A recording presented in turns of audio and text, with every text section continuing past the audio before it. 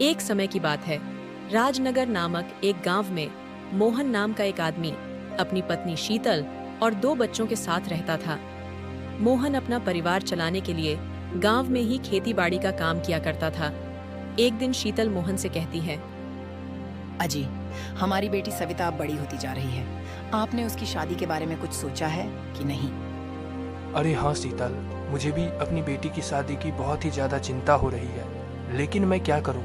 मेरे पास इतने ज़्यादा पैसे नहीं हैं कि मैं लड़के वालों को दहेज दे सकूँ। लेकिन तुम ज़्यादा चिंता मत करो, मैं इसके लिए खूब मेहनत करूँगा और दिन रात एक कर दूँगा, और फिर देखना मैं इतने पैसे कमा लूँगा कि अपनी बेटी की शादी किसी अच्छे घर में कर सकूँ।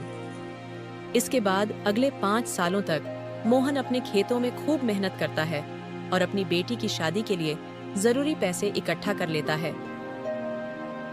ये देखो भाग्यवान, आखिरकार मैंने अपनी बिटिया की शादी के लिए पैसे इकट्ठे कर ही लिए। ये इसके बाद शीतल उन पैसों को अपने घर की अलमारी में रख देती है। एक दिन मोहन को शहर का कुछ काम लग जाता है, जिस वजह से मोहन अपने पूरे परिवार के साथ शहर चला जाता है। मोहन जिस दिन शहर जाता है, उसी दिन रात में एक चोर मोहन के घर में चोरी कर लेता है और उसके सारे के सारे पैसे लेकर भाग जाता है। जब मोहन और उसका परिवार अपने घर आता है, तो यह सब देख कर के तो उनके पैरों तले जमीन खिसक जाती है। मोहन तो इन सब चीजों से इतना ज्यादा परेशान हो जाता है कि एक बरगद के पेड़ के नीचे अकेले में जाकर के बैठ जाता है। हे भगवान, आखिर हमने तुम्हारा क्या बिगाड़ा है? आखिर तुम मुझे इतनी सारी परेशानियां क्यों दे रहे हो? बस अब मेरा इस दुनिया में रहने का और कोई फायदा नहीं है। मैं इसी पेड़ में फांसी लगाकर मर जाता हूँ। मोहन यह सब सोच ही रहा होता है कि तभी वहां पर एक बूढ़ी औरत आ जाती है।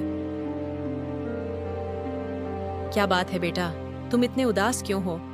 इसके बाद मोहन उस बूढ़ी औरत को अपनी बीती हुई सारी बातें बता देता है।